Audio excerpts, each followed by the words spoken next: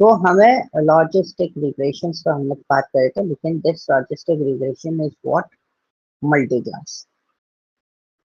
So I'll give you the simple definition about this कि law multi class logistic regression क्या होता है. तो जो अपने सिंगल वेरिएबल के साथ में लॉजिस्टिक रिग्रेशन सीखा था, जिसको हम बाइनरी लॉजिस्टिक रिग्रेशन बोल रहे थे. जैसे हमारे पास लीनियर रिग्रेशन था, simple linear regression is always working with the single variable, and multi linear regression is always work with the multiple variable. Sir screen तो शेयर बंद वैसे हो ही गया आई थिंक. स्क्रीनशॉट बंद हो गया, let me check, just a minute.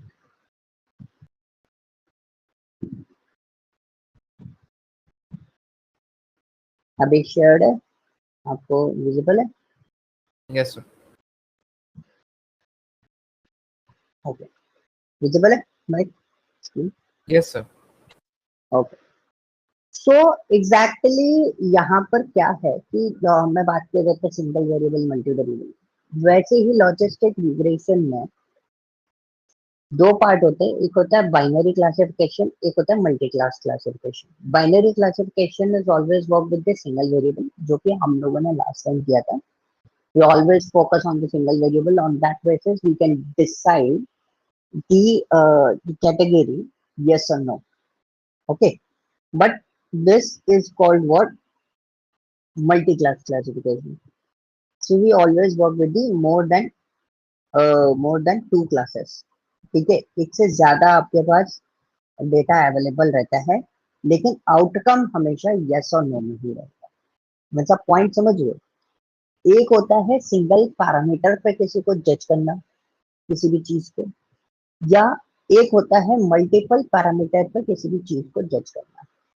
तो जब सिंगल पैरामीटर पे आप किसी भी चीज को जज कर रहे हो, then it is called what, single variable या फिर बाइनरी वेरिएबल. और किसी को आप मल्टीपल पैरामीटर पे जज कर रहे हो, that is called what, multi class या मल्टी वेरिएबल. ओके, क्लियर है? So this is called what, multi class. तो मतलब आप समझ लो कि एक वेरिएबल नहीं होगा, इसके अंदर मल्टीपल वेरिएबल्स अवेलेबल रहेंगे. ओके, क्लियर है? मैं थोड़ा सा मैथमेटिकल ऑर्डर भी बता देता हूँ. अगर आपको ऐसा लगे कि मैथमेटिकल ऑर्डर बताने के बाद it's little bit tough for you, तो मैं वो चीजें थोड़ी सी अवॉइड करूंगा. आप मुझे बता देना. अगर मैथमेटिकल ऑर्डर से आपको थोड़ा अच्छा क्लैरिटी मिलता है और आपको चीजें समझ में आती हैं, तो मैं आपको डिफाइन कर दूंगा. ठीक है, इट्स डिपेंड्स ऑन यू कि कई बार लोगों को नहीं समझ में आता, तो वो लोग मेरे को अपडेट कर देते कि मैथमेटिकल ऑर्डर के साथ में नहीं जाएंगे हम. तो हम लोग सिर्फ और सिर्फ एल्गोरिथम के बेसिस पे जाते हैं. तो दोनों ऑप्शंस आपके लिए बेटर हैं, दोनों ऑप्शंस के बेसिस पे समझ सकते हैं. बट अभी मैं जो तो मैं जैसे, हाँ जी, मैथमेटिकल ऑर्डर के साथ थोड़ा समझा दीजिए सर, वो बेटर होता है ठीक सर. है. ठीक है, तो उसमें क्या होता है ना, मैथमेटिकल ऑर्डर में तो आपको स्क्रैच लेवल पे चीज पता चल जाती है. तो चल तो ये अपर लेवल पे ही रहे, लेकिन आपको स्क्रैच लेवल पे चीज पता चल जाएगी. तो अब हम लोग यहाँ पर देखते हैं, पहले इसको समझ लेते हैं, फिर मैं आपको सिंपल फॉर्मेट्स बता दूंगा. तो देखो, एसक्यूएल लर्न एक ऐसा पैकेज है जिसके पास बहुत सारे लाइब्रेरीज ऑलरेडी अवेलेबल है. लाइब्रेरीज यानी कि डेटा सेट्स ऑलरेडी अवेलेबल है, डेटा सेट की लाइब्रेरी है खुद की. तो यहाँ पे हमने जो डेटा सेट डाउनलोड किया है, वो डिजिट्स की इमेजेस को डाउनलोड किया है. तो आप इसको देखोगे, तो मैं इसको अगर जूम से थोड़ा सा डाउन करूँ तो आपको थोड़ा सा विजिबिलिटी मिल रही होगी. ये कौन से नंबर्स है, 6 है, 7 है, 5 है, 4 3 2 1, इस तरीके से. ये देखो, जीरो समझ में आ रहा होगा आपको. ठीक है, तो मैं इसको वापस जूम कर लेता हूँ. तो ये एक्चुअली पिक्सल मोड पे है. ये all are on the pixel mode. तो ये आपको जो दिखाई दे रहे हैं ना, तो visibility is what, pixel visibility आपको दिखाई दे रही है. तो हमने वही डेटा सेट डाउनलोड करा, एंड इस डेटा सेट को हमने प्रेजेंट किया. तो ऐसा नहीं है कि ये डेटा सेट मेरे पास मैंने कहीं से लिया है, कहीं से वो किया, नहीं. ये data set already inbuilt data set है इसके अंदर, ठीक है, कोई अलग से डेटा सेट नहीं यूज कर रहे हो, इसके अंदर इनबिल्ट डेटा सेट अवेलेबल है, उसी को हम लोग यूटिलाइज कर रहे हैं। तो just wait and for the loading purpose इसको हम लोग समझते हैं। तब तक ये डाउनलोड हो रहा है, इसको मैंने चला दिया है, इसको थोड़ा सा टाइम लग रहा है, जब तक ये लोड हो रहा है हो गया, ठीक है। So these are the number, it's number start from 0 to 9, the last digit is what 9। तो ये पिक्सल होते हैं, मतलब जैसे आप यहाँ पे सी देख रहे हो ना, तो सी भी कुछ इसी तरीके से लिखा गया है, ठीक है। अब DIR डिजिट्स में हम लोग देखें तो हमारे पास डेटा कौन कौन से VESCR है, डेटा है, फ्रेम नेम्स है, फ्रेम है, इमेजेस है, टारगेट नेम है, ठीक है। सो उसमें से एक डेटा हम लोग पिकअप करते हैं, तो कौन सा फर्स्ट डेटा हम लोग पिकअप करते हैं, डेटा 0, ठीक है। So this is a data, तो वी आल्सो डोंट नो कि एग्जैक्टली वो नंबर्स कैसे असाइन किए गए, मेरे को भी नहीं पता, ठीक है। तो उस चीज पे मत जाना कि वो नंबर कैसे असाइन किए गए, तो ये बहुत कॉम्प्लिकेटेड टाइप का, मतलब this is a completely data, और एग्जैक्टली मेरे को भी क्यों नहीं पता, मैं रीजन आपको बताता हूँ, बिकॉज ये सब चीजें कैसे कैलकुलेट होती हैं इसके पीछे की थ्योरी नहीं पता। बट ये मल्टी वेरिएबल में जा रहा है, मल्टी वेरिएबल में कैसे जा रहा है, ये हैव अ डिफरेंट, ये हैव अ टारगेट मीन्स, ठीक है, we have a target, okay, but we have a multiple variable. सिर्फ इतनी सी बात हम लोग समझने की कोशिश कर रहे हैं इसके, ठीक है। फिर हमने एक लॉजिस्टिक रिग्रेशन क्रिएट किया सिंपली। सो लॉजिस्टिक रिग्रेशन क्रिएट करने के बाद हमने एक स्केलर ट्रेन मॉडल चलाया। ट्रेन मॉडल चलाने के बाद आपको ये पता है 80-20% का रेशो रखते हैं हम लोग, 20% हमारा ट्रेनिंग ट्रेनिंग में जाता है, ठीक है, सॉरी 80% हमारा ट्रेनिंग में जाता है, 20% हमारा टेस्ट में जाता है। सो यू कैन सी हमने मॉडल फिट किया, तो यहाँ पे कुछ अच्छा इटरेशन का लिमिट आउट ऑफ रीच चला गया था, इस वजह से ये प्रॉब्लम दे रहा है। तो हमने मॉडल का एक्यूरेसी चेक किया, तो मॉडल एक्यूरेसी इज व्हाट 95%, जो आपका टेस्ट रिजल्ट देगा, मतलब 95% इट प्रेडिक्ट कि ये एक्चुअली डेटा कौन सा है। Predict digit data is 3 to 5, उसे 3 और 4, तो उसी के अंदर एक छोटी सी चीज होती है that is called what confusion matrix. मैं एग्जैक्टली इस पॉइंट ऑफ व्यू पर बात कर रहा हूँ, किस चीज पे, कंफ्यूजन मैट्रिक्स पे। कंफ्यूजन मैट्रिक्स काम कैसे करती है उसके बारे में हम लोग बात करते हैं, और कंफ्यूजन मैट्रिक्स होती है क्योंकि जो ऊपर पढ़ा अभी तक उससे ज्यादा इम्पोर्टेंट आपका कंफ्यूजन मैट्रिक्स है, वो आपको ज्यादा क्लियरेंस देगी, ठीक है। तो हम इसको देखते हैं कंफ्यूजन मैट्रिक्स को। अब कंफ्यूजन मैट्रिक्स एक्चुअली यूज क्यों की जाती है और होती क्या है, ठीक है। सो कंफ्यूजन मैट्रिक्स क्या कहती है, ये एग्जैक्ट क्लासिफिकेशन मॉडल होता है, ठीक है। जो एक्चुअल मॉडल मतलब जो आपको गिवन है वो, और जो प्रिडिक्टेड, और दोनों को लेके वो एक पैरामीटर जनरेट करता है कि एक्चुअली ये कितना अप्लीकेबल है, कितना पॉजिटिव है और कितना नेगेटिव, किसमें, कंफ्यूजन मैट्रिक्स। तो ये जो बन रहा है ना, this is N matrix. So basically मैं ट्रेनिंग मॉडल में अगर मैं कोई और मॉडल भी डाल दूं तभी ये ऐसे काम करेगा, कोई अलग से कोई चीज नहीं होगी, बट इसका क्लासिफिकेशन मतलब एग्जैक्ट फॉर्मेशन होगा कैसे, वो होता है हमारा किसके थ्रू, कंफ्यूजन मैट्रिक्स के थ्रू। अब ये जो है this is the confusion matrix, this is the what, confusion matrix. मतलब यहाँ पर अगर हम यहाँ पे देखें तो यहाँ 4 सेक्शन होते हैं, ठीक है। कहाँ गया पेंट, मैं आपको कंफ्यूजन मैट्रिक्स का कॉन्सेप्ट बता रहा हूँ, तो ध्यान रखना है ये बहुत इंपॉर्टेंट चीज है, ये समझना ही बहुत गेम वाला हो जाता है, मतलब मेहनत लगती है इसको समझने में।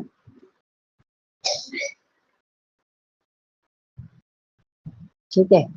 तो इसमें दो पोर्शन हम लोगों ने डिवाइड किए। तो first one is actual positive, ठीक है। Second one is actual negative. Okay, अब हमारे पास ऊपर जो मैंने बोला था और कौन से होते हैं हमारे, प्रेडिक्टेड होता है, predicted positive, and this one is what, negative. Oh, predicted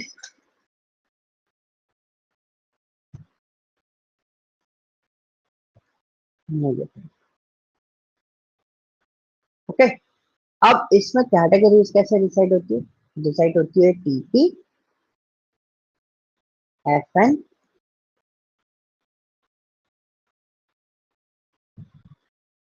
FP और टीएन, ठीक है।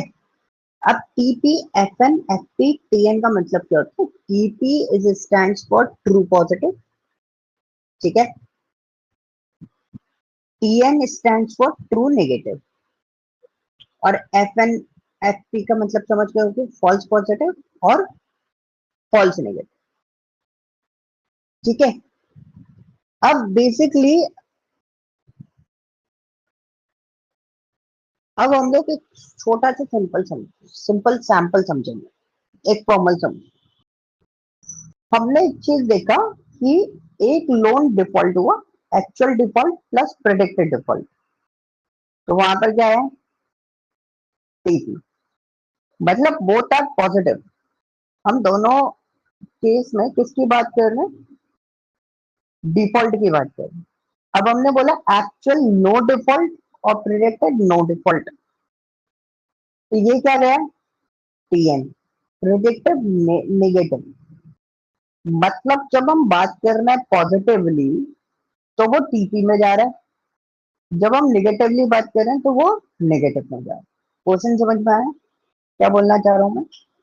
अगर मैंने ऐसा बोला actual no default, predicted default, दो केस बनाए, एक पॉजिटिव है और एक नेगेटिव है, तो actual no default is a positive and predicted default is negative, तो ये किस में जाएगा?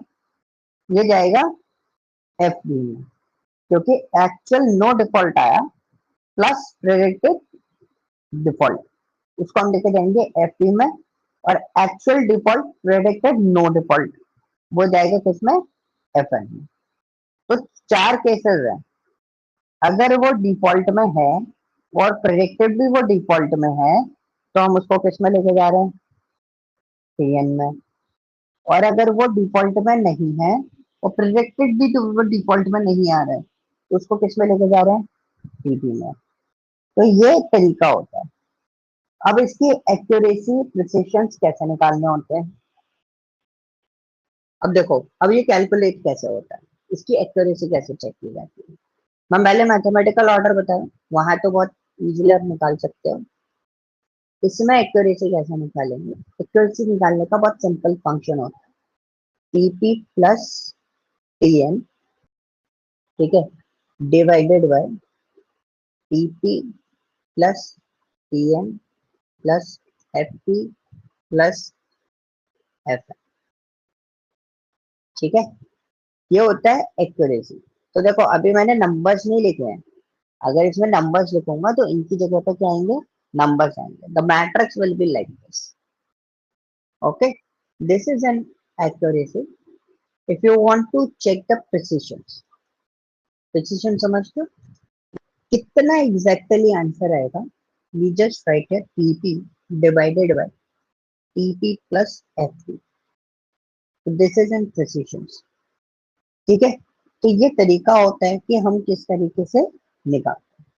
और एक और चीज होती है, तो everyone is asking about that, that is called F1 score.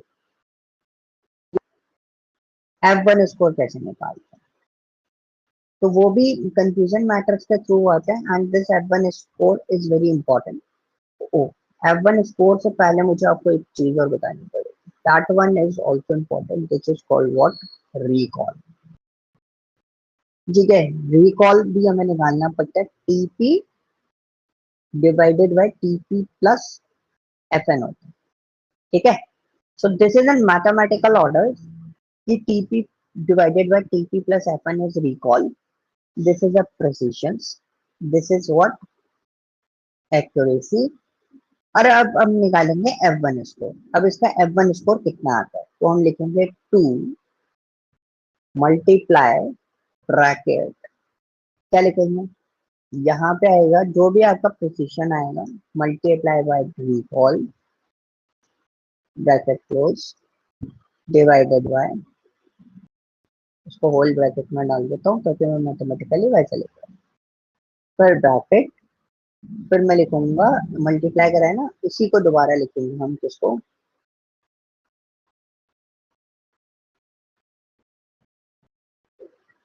Precision वाले को, बट यहाँ पे मल्टीप्लाई की जगह क्या होगा, ये प्लस होगा, मल्टीप्लाई की जगह क्या होगा, प्लस होगा। So this is the way how we calculate, क्या बोलते हैं इसको, F1 स्कोर। F1 स्कोर कैसे निकाल, ठीक है, तो दिस इज द वे कि आप उसको कैसे प्रेडिक्ट करोगे, कैसे आइडेंटिफाई करोगे। अब एग्जैक्टली हमारे पास मैट्रिक्स तो ऐसी तो आई नहीं थी कि 4 वाली मैट्रिक्स है, ठीक है, 4 वाली मैट्रिक्स नहीं थी, ये बहुत बड़ी मैट्रिक्स आई बिकॉज ऑफ इस डेटा, जो डेटा है उसके बेसिस पे आई, ठीक है, वो वैसे तो नहीं आई कि डायरेक्टली प्रेडिक्ट होके आई है, वो किसके बेसिस पे आई है, डेटा के बेसिस पे आई है। तो हम थोड़ा सा और स्पेस अपने लिए क्रिएट करते हैं बोर्ड का, ताकि हम इसमें अपना कुछ काम कर पाए। अब यहाँ पे मैं एक छोटा सा सिनेरियो क्रिएट करूंगा आप लोगों के लिए।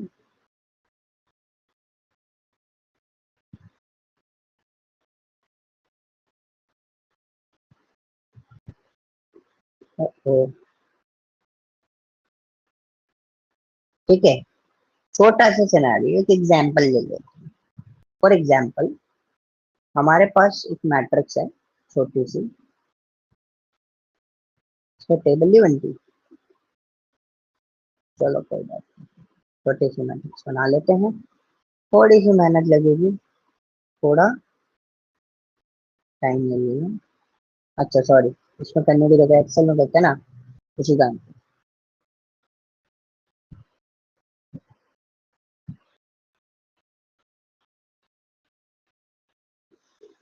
ओके, मैं वैसे ही कुछ मैट्रिक्स बना देता हूँ, मेरे पास ए है, मेरे पास बी है, मेरे पास ओ, ये मेरे पास सी है, और यहाँ पे ए बी और C.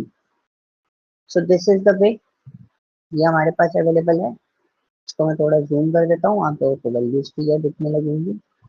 So this is clear, तो यहाँ पे हमने लिखा दिस इज माय एक्चुअल, और ऊपर वाला जो है दैट इज माय प्रेडिक्टेड, ठीक है, दिस इज दी वैल्यूज, और दिस इज अ फॉर्मेट जो हम लोगों के सामने आ रहा है, जो हमें एग्जैक्टली प्रोसेस करना है। अब इनके लिए कुछ वैल्यूज हैं, वैल्यूज कौन कौन सी आएंगी वो हम देख लेते हैं। तो सपोज किसी के लिए आया 45, किसी के लिए आया 1, किसी के लिए 0, ठीक है, किसी के लिए 4, किसी के लिए 35, ऐसी वैल्यूज आ रही है उसमें, तो इसके लिए 3, और हम इसमें देख लेते हैं, ऐसे डायगोनली जाता है ये बेसिकली, आप जब भी देखोगे तो it's gone on the diagonally basis, तो it's of order. So these are the values, कुछ इस तरीके से ही आप अगर देखोगे तो आपकी कंफ्यूजन मैट्रिक्स जो इसमें आ रही होगी वो कुछ इसी तरीके से आ रही है। Just look at 42, 32, 39, 30, 30, 38, 33, 30, 26, 40, like this, ठीक है। सो अब मैंने भी कुछ इसी तरीके से यहाँ पर चीजें बनाई, ठीक है। अब यहाँ पे दो पोर्शन है, दो टाइप की वैल्यूज है, कौन कौन सी? एक है डायगोनल और एक है नॉन डायगोनल या ऑफ डायगोनल भी बोल सकते हो, हमेशा ऑफ डायगोनल बोलेंगे। डायगोनल वैल्यूज, दो अलग अलग टाइप की वैल्यूज हो गई आपके पास। देखो गई कौन सी? डायगोनल वैल्यूज और एक कैसे हो गई? Off diagonal values. तो डायगोनल वैल्यूज जो होती है, these are called what? Correct production. और जो ये जो रहती है, this is called what? Incorrect production. So you can understand which one is the correct prediction.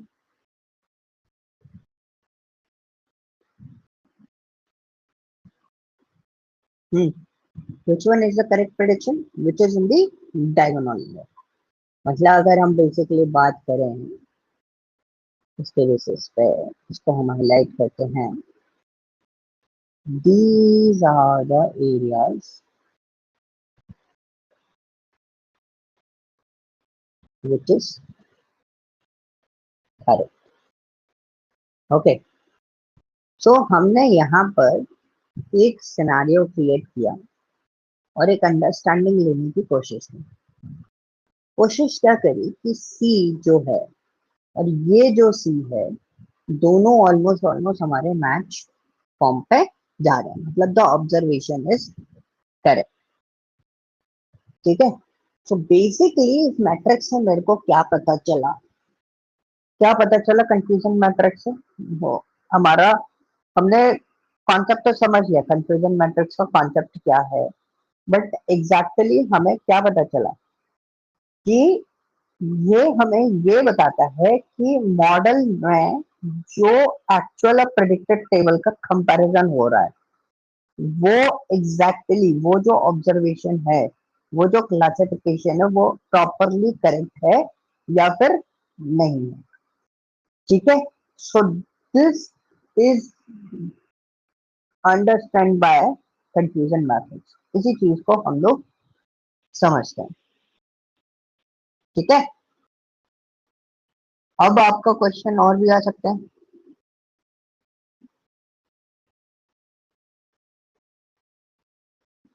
समझ में आया इतना पार्ट?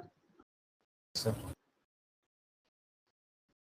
क्योंकि ये बहुत इंपॉर्टेंट है, क्योंकि आपसे कुछ भी नहीं पूछा जाएगा, आपसे सिर्फ इतना पूछा जाएगा कि एग्जैक्टली आपका फॉर्मेशन क्या है।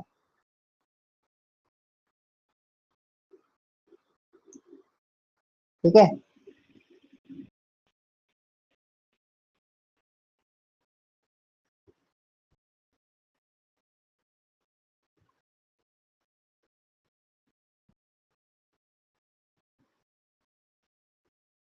ओके जी, चलो। हाँ जी सर, ये प्रोजेक्ट कौन से बनाने चाहिए मशीन लर्निंग के लिए? क्या क्या मशीन लर्निंग के लिए प्रोजेक्ट्स कौन से बनाने चाहिए? प्रोजेक्ट कौन से बनाएंगे? इसमें प्रोजेक्ट्स नहीं होते, इसमें मॉडल्स होते हैं। जो आप चीजें बनाओगे, these are the models, these are the things जो आपको आइडेंटिफाई करनी होगी। हाँ ओके जी, सर। पॉइंट समझ में आया मैं क्या बोलना चाह रहा हूँ? Yes sir. जैसे हम लोग एक छोटे छोटे मॉडल्स बना रहे हैं, तो इसमें एज सच बड़े प्रोजेक्ट्स नहीं होते। फॉर एग्जाम्पल मैंने आपको एक डेटा सेट दे रखा है, और last time I think e commerce वाले डेटा सेट पे लीनियर रिग्रेशन अपन ने परफॉर्म किया, राइट? सो प्रोजेक्ट कैसे बनेगा उसका कि आप उस डेटा सेट की क्लीनिंग प्रोसेस भी समझाओगे कि मैंने ऐसे क्लीन किया था।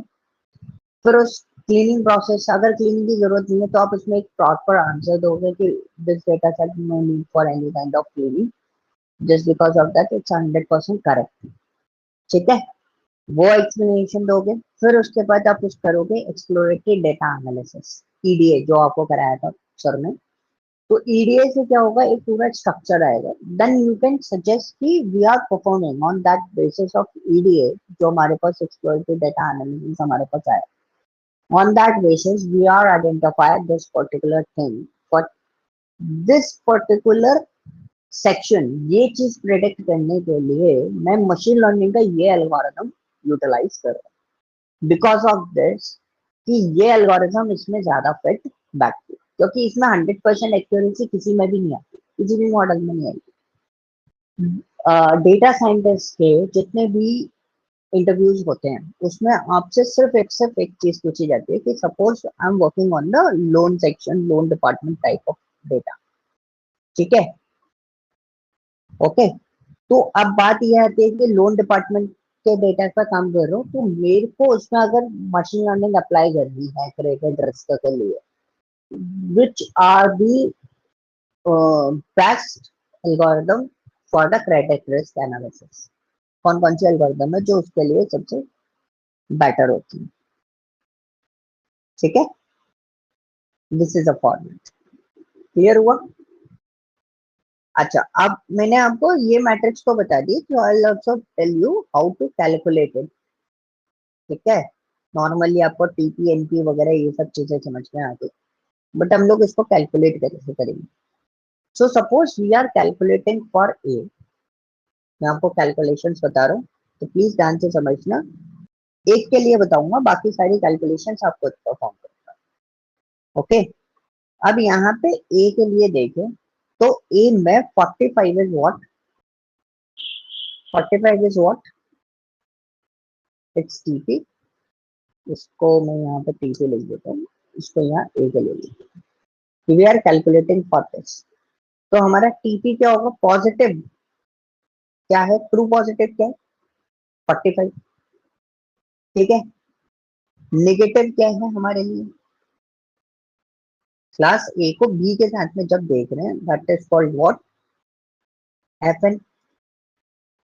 क्लास ए को जब हम बी के साथ देख रहे हैं, बी और सी के साथ, बेसिकली बी और सी के साथ में देखेंगे, तो this is an F N, तो 1 + 0 इज 1, ठीक है। तो this is my F N. अब मैं पॉजिटिव पे देखूंगा, ठीक है, एफ पी होगा,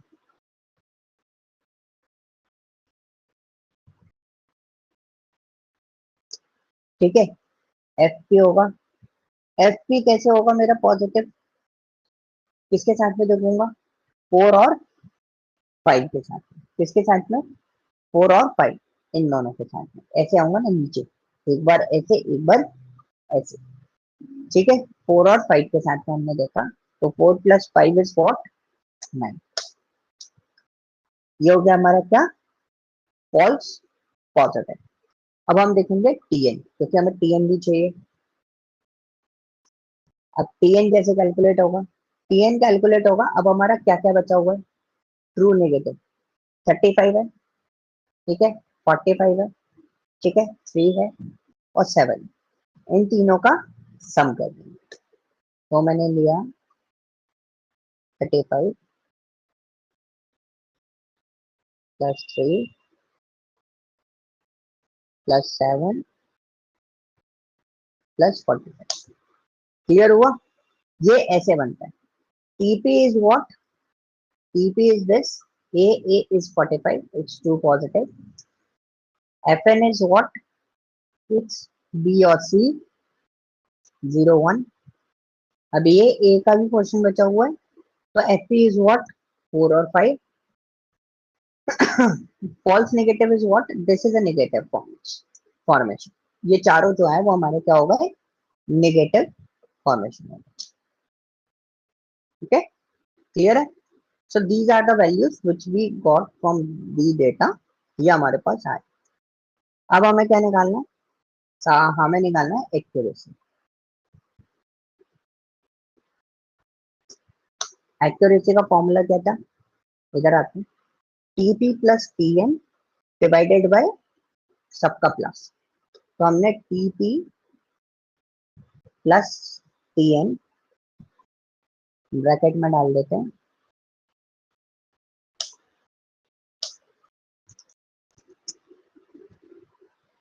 और यहाँ पे हम इसको डिवाइड करते हैं किससे, सम से,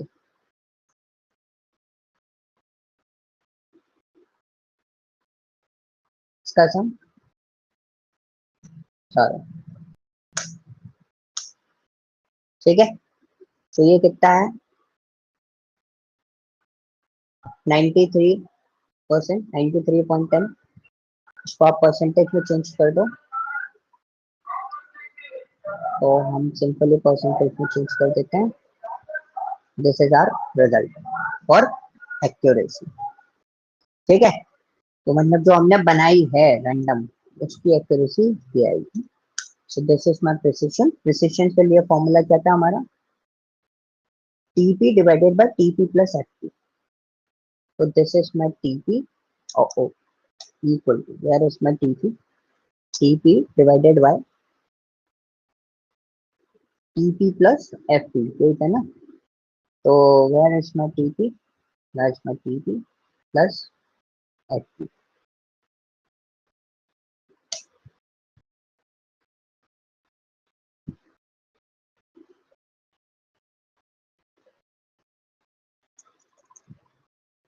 ठीक है, so this is the point. इसको भी परसेंटेज में चेंज कर देते हैं, 2 डेसिमल पे रखेंगे। ठीक है, नाउ F1 अभी तो नहीं निकलेगा, we need to calculate the recall. Recall का फॉर्मूला क्या है, TP divided by TP plus FM। तो TP divided by TP plus FM, तो TP divided by TP plus FM bracket close, this one is the recall। मतलब इसका recall percentage कितना आया हमारा, 98%। ठीक है, 98% मतलब 97%। अब मेरे को आपको मैं बोलूं कि इसका F1 स्कोर निकालना, क्या निकालना है, F1 स्कोर निकालना। तो F1 स्कोर कैसे निकालेंगे, इट्स वेरी इजी। क्या करूं F1 स्कोर निकालने के लिए, फॉर्मूला देख लेते हैं। 2 multiply by precision multiply recall divided by precision plus recall।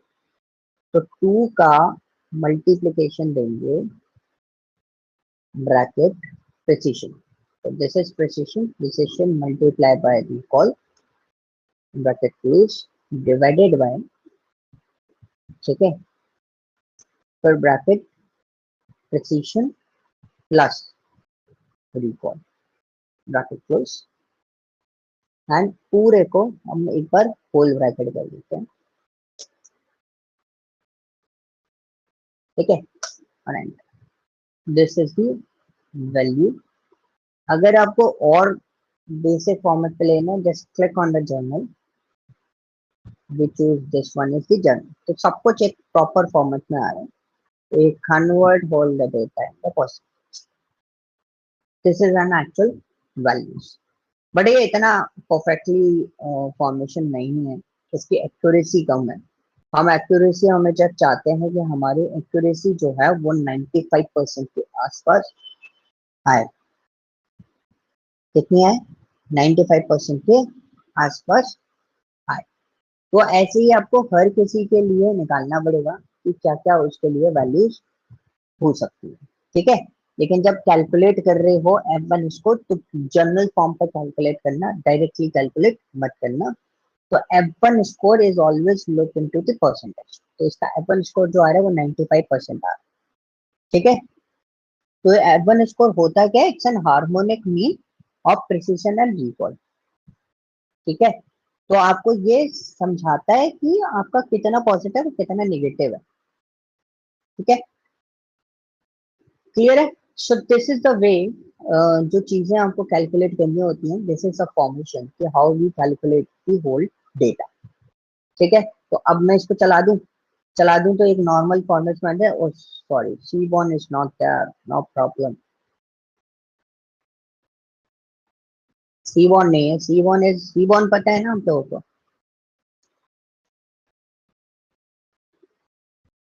बताओ, सीबॉर्न पढ़ा है ना?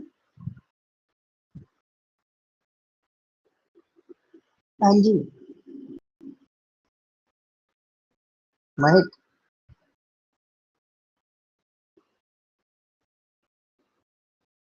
हाँ जी सर, यस सर। तो सीबॉर्न एक्चुअली होता क्या है, seaborne is a library.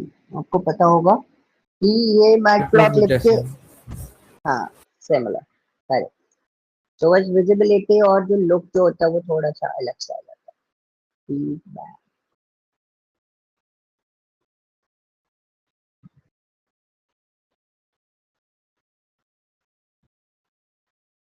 so just wait, this model is running.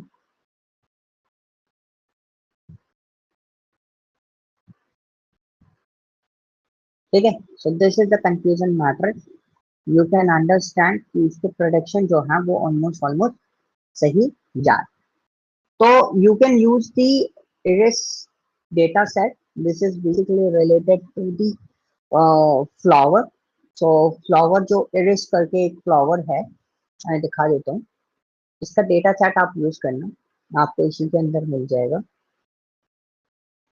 ये रहा। तो मैं पहले फ्लावर दिखा देता हूँ आपको।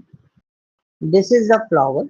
अब एग्जैक्टली इस पर बहुत अच्छा प्रेडिक्शन मॉडल जनरेट हो जाता है, बिकॉज ये आप देख सकते हो ये प्रेडिक्शन के लिए यूज किया हुआ है, but actually this is a flower. इसके सेपल लेंथ, पेटल लेंथ के बेसिस पर, मतलब देयर इज सम डिफरेंस, उसके बेसिस पर ये डिसाइड ये कौन सा वैरायटी है। ठीक है, तो वो इरिस डेटा सेट आपको यूटिलाइज करना पड़ेगा। That is the total 3 data and the 4 features. In 4 features के बेसिस पे यू कैन आइडेंटिफाई ये फ्लावर है कौन सा, और हमारा मॉडल एक्यूरेसी देके इसके फ्लावर्स को आइडेंटिफाई कर सकता है। जैसे आपका गूगल लेंस है, तो गूगल लेंस क्या करता है, they are we are identify the what are the parameters, what are the criterias, और हमारे मैक्सिमम क्राइटेरिया जैसे मैच करते हैं हम उसके बेसिस पे अंडरस्टैंडिंग ले लेते हैं कि yes these are the values जो मैच हो रही है हमारी।